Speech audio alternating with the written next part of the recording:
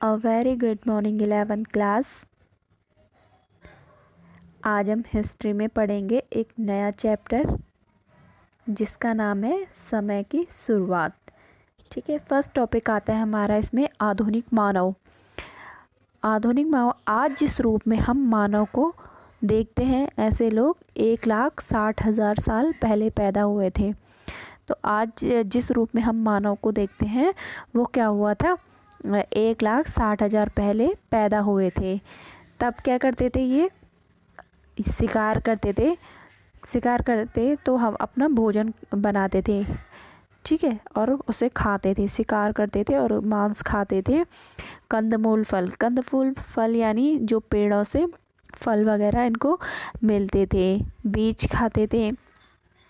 धीरे धीरे क्या हुआ, इन्होंने पत्थर के औजार बनाना सीखा। धीरे धीरे क्या किया इन्होंने, पत्थर के औजार, जो नुकीले पत्थर होते हैं, तो इन्होंने सोचा इसके कुछ औजार भी बन सकते हैं। तो इन्होंने क्या किया, शिकार करने के लिए इन्होंने पत्थर के औजार बनाना सीखा।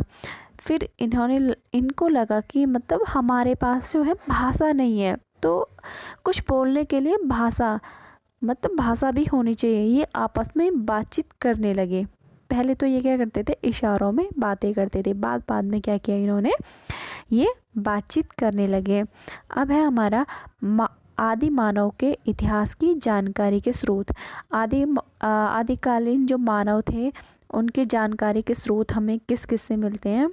अब देखो यहाँ पे फर्स्ट है जीवाश्म से मिलते हैं। इनकी जानकारी हमें जीवाश्म से मिलती है, पत्थर के औजार से मिलती है, गुफाओं की चित्रकारी से हमको मिलती है। तो गुफाओं की जो चित्रकारी होती थी, ये क्या करते थे, गुफाओं की चित्रकारी से क्या करते थे, शिकार करने के लिए उस तरह की एक गुफाएं बनाते थे, पत्थर के औजारों से मिलती थी। ठीक है, अब जीवाश्म होता क्या है। जीवाश्म ये है, कोई जानवर या मानव, जैसे कि कोई मर गया, कोई मानव या जानवर मर गया, तो इसकी मृत्यु जैसे हो जाती थी, तो ये क्या करते थे, ज़मीन में दब जाते थे। ठीक है, ज़मीन में दब जाते थे, तो इनके ऊपर क्या पड़ जाता था, मिट्टी, पत्थर, पत्ते, ये सब कुछ इनके ऊपर पड़ जाती थी। तो इनके ऊपर जो परत दर परत बनती जाती थी और वो क्या है, नीचे दबी रह जाती थी। ठीक है, जो मरा हुआ था जानवर या मनुष्य, जो भी मरा हुआ है, तो वो नीचे दब जाता था।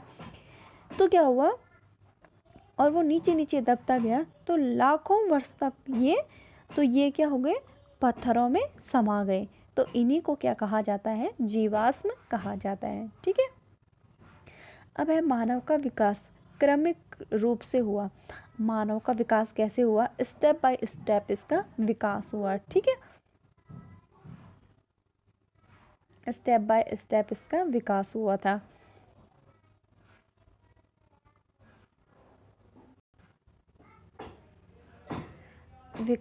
इनके जो विकास हुआ स्टेप बाय स्टेप से हुआ था। इसके जो साक्ष्य ऐसे क्या है, जीवाश्म से पता लगा। ठीक है, जीवाश्म से इसका पता लगा था। अब है चार्ल्स डार्विन ने अपनी पुस्तक में क्या बोला था, जो इन्होंने अपनी एक बुक लिखी, on the origin of species, इसकी बुक का नाम था। तो इसमें इन्होंने लिखा था, मानव क्या है, बहुत समय पहले जानवरों से क्रमिक रूप में विकसित होकर अपने वर्तमान रूप में आया। कि जो इन्होंने अपनी बुक में क्या लिखा, बहुत समय पहले क्या हुआ था, जो जानवर क्या है, उसको क्रमिक रूप में क्या है, मनुष्य का विकास हुआ और धीरे धीरे क्या है, ये अपने वर्तमान रूप में आया है।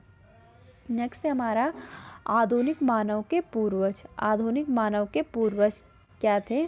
पहले थे ये प्राइमेट से बने ये होमोनाइड से होमोनिड की उत्पत्ति हुई। ठीक है, सबसे पहले हम प्राइमेट को समझ लेते हैं। प्राइमेट्स क्या है, प्राइमेट एशिया और अफ्रीका में इनका उद्भव हुआ था। ठीक है, और इनके जो वानर, लंगूर, मानव शामिल थे। इनमें क्या थे, वानर भी और लंगूर, मानव शामिल थे इनमें। शरीर पर इनके लंबे लंबे बाल होते थे और बच्चा पैदा होने में ये एक लंबा समय लगाते थे, यानी अपने बच्चे को क्या है लंबे समय तक ये गर्भ में रखते थे। इनके जो दांत होते थे वो भिन्न होते थे, जबकि क्या है, और इन्हीं से क्या है एक उपशाखा निकलती है। प्राइमेट श्रेणी में एक उपशाखा निकलती है, वो उपशाखा का क्या हुआ, होमोनाइड हुआ, होमोनाइड हुआ। ठीक है, अब होमोनाइड क्या था?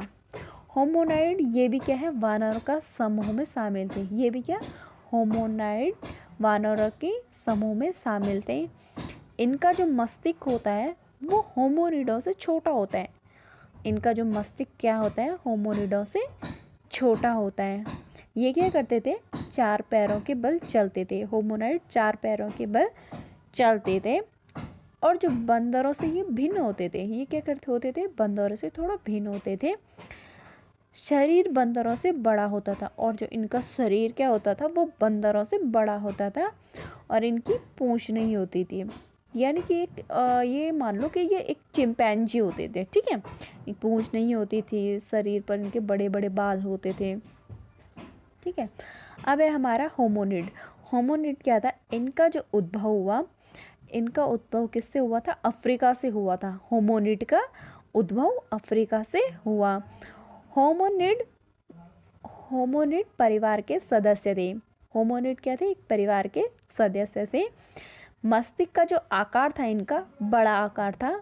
मस्तिष्क का जो आकार था एक बड़ा आकार था इनका। और ये क्या करते थे, पत्थरों से औजार बनाने की इनमें एक क्षमता होती थी कि ये बना सकते थे पत्थर के औजार।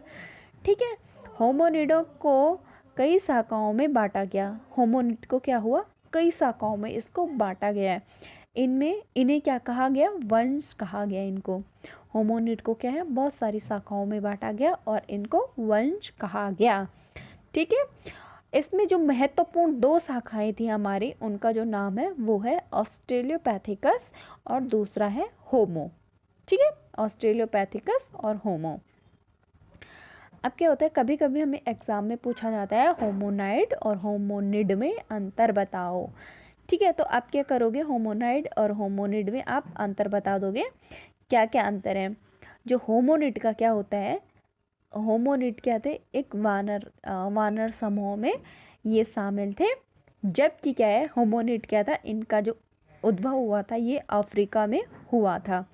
ठीक है, होमोनिड का क्या था, मस्तिष्क का भाग इनका छोटा होता है। होमोनाइड का मस्तिष्क का भाग छोटा होता है और होमोनिड का कैसा होता है, बड़ा होता है। होमोनिडों का मस्तिष्क का जो भाग होता है वो बड़ा होता है। और जो होमोनाइड है वो 4 पैरों के बल चलते हैं, जबकि होमोनिड 2 पैरों के बल चलते हैं। ठीक है, ये क्या होते थे, होमोनाइड क्या होते थे, बंदरों से भिन्न होते थे। ठीक है, ये बंदरों से भिन्न होते थे। ठीक है, और क्या है, इसमें ये भी कह सकते हैं आप, जो होमोनाइड है ये पत्थरों के औजार नहीं बना सकते हैं, जबकि क्या है, होमोनिडों में इनकी जो औजार बनाने की क्षमता थी इनमें। ठीक है, ये बना सकते थे औजार। ठीक है, तो ये इनमें अंतर आ गया। ठीक है, थैंक यू।